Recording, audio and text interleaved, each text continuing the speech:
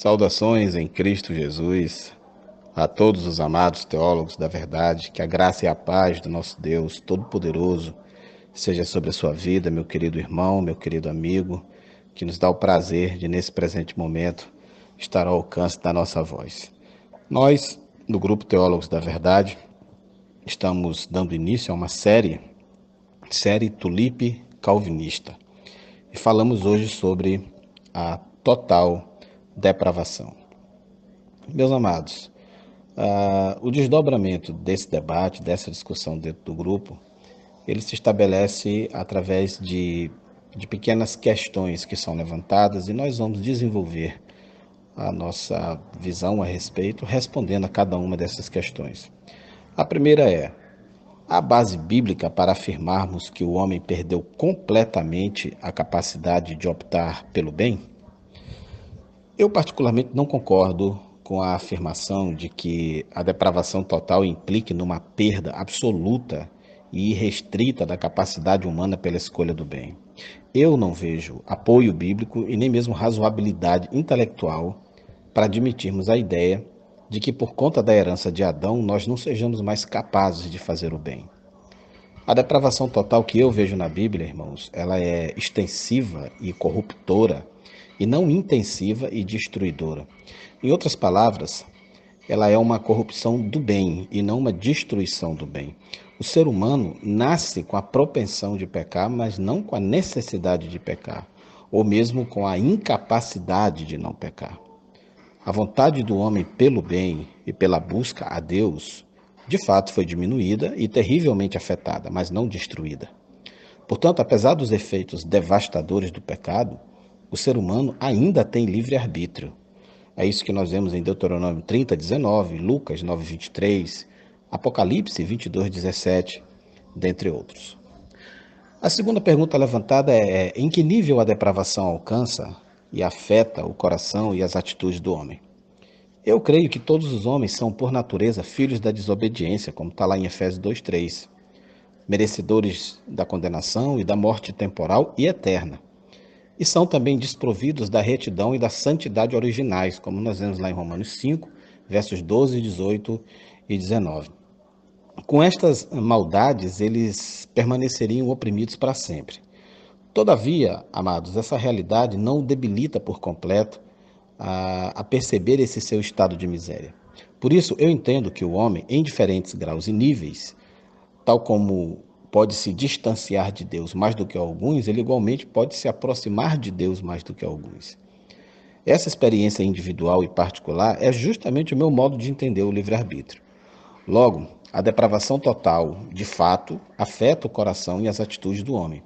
Todavia, não em níveis iguais, podendo alguns afundarem-se nos extremos dessa crise, enquanto que outros admitem essa mesma crise e buscam sua solução, não em seus méritos ou obras, mas na única cura para o problema do pecado, que é a cruz de Cristo. A terceira pergunta, ela levanta a seguinte questão: se todos os homens são depravados, como explicar os diferentes graus de ética e moralidade que são avistados até mesmo nos ímpios? Pois é, essa é justamente a prova de que não há um dano absoluto causado pela depravação total. Se assim o fosse, todos os homens igualmente incorreriam na mesma escalada de transgressões. Contudo, amados, até uma criança percebe diferenças éticas, morais e espirituais nas pessoas. Então eu discordo com veemência da heresia calvinista que cria um termo que não existe na Bíblia, que é a tal da livre agência, onde se tenta explicar que o homem somente seria livre para praticar o bem que não repercute em sua vida espiritual. Esse conceito absurdo, ele esbarra na própria observação da vida, onde nós encontramos uma complexidade que invalida esse pragmatismo. Nós conhecemos pessoas boas que não aceitam a Cristo, nós conhecemos pessoas más que um dia correm para Cristo, igualmente conhecemos pessoas que se revelam mais após se identificarem com Cristo, tem outras que passam a ser entendidas como boas depois da sua experiência de fé. Então não há uma lógica simétrica, linear, que explique a depravação do homem. Ela se dá em diferentes fases, ela se dá em diferentes realidades, lançando sombras tenebrosas sobre o coração humano, porém jamais lhe cegando por completo. É como eu creio. A quarta pergunta é, fechando essa questão, quem possui o conceito de depravação mais alinhado com as Escrituras? Seria Calvino ou seria Armínio? Amados, Armínio, ele afirmava que em seu estado pecaminoso e caído, o homem não é capaz de por si mesmo, enfim, quer seja pensar, querer ou fazer o que é de fato bom.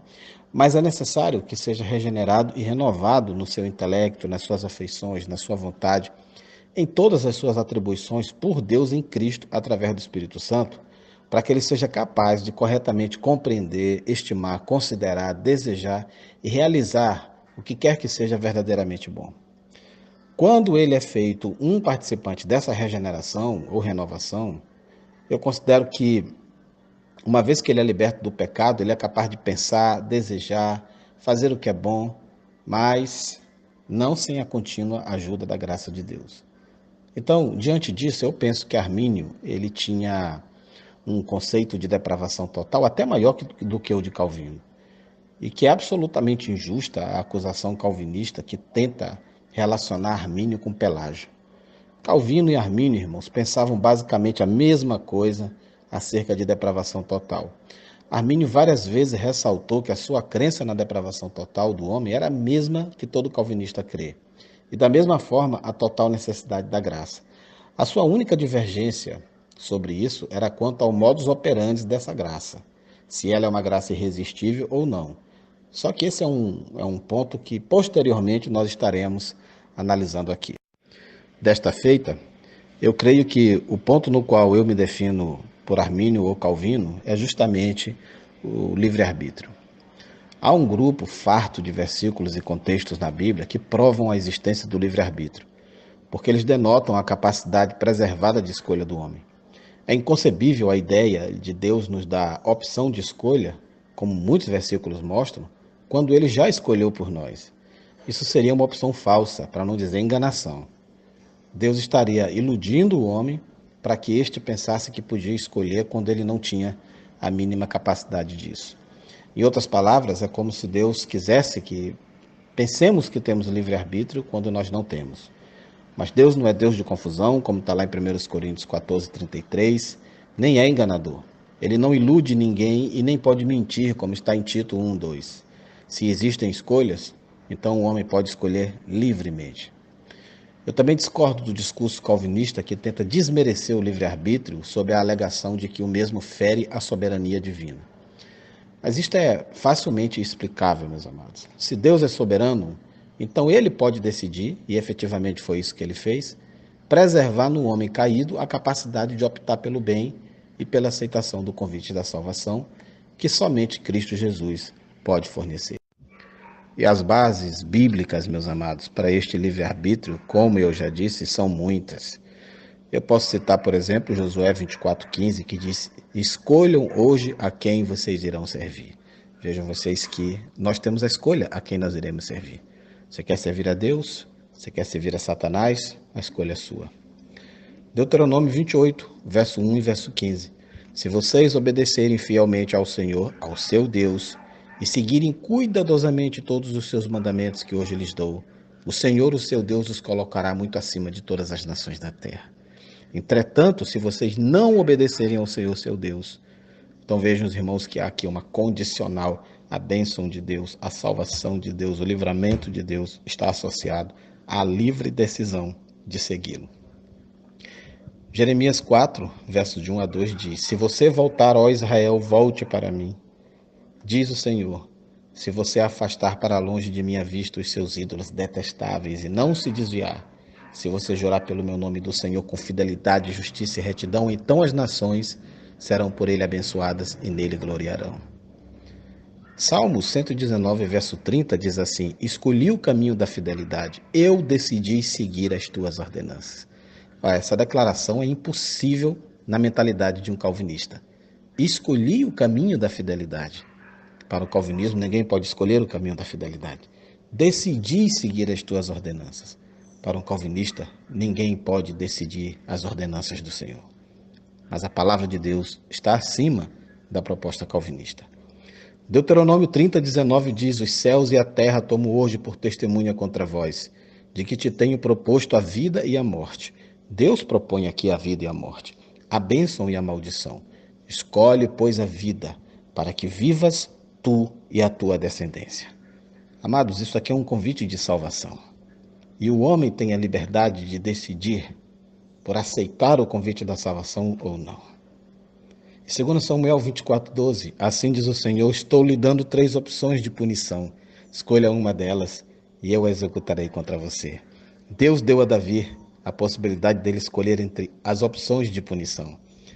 Nós temos, irmãos, a possibilidade de seguir a vida eterna, de viver para sempre com o Senhor, mas também temos a opção de viver eternamente separados de Deus, se nós, por nossa própria liberdade de escolha, assim viermos a nos posicionar.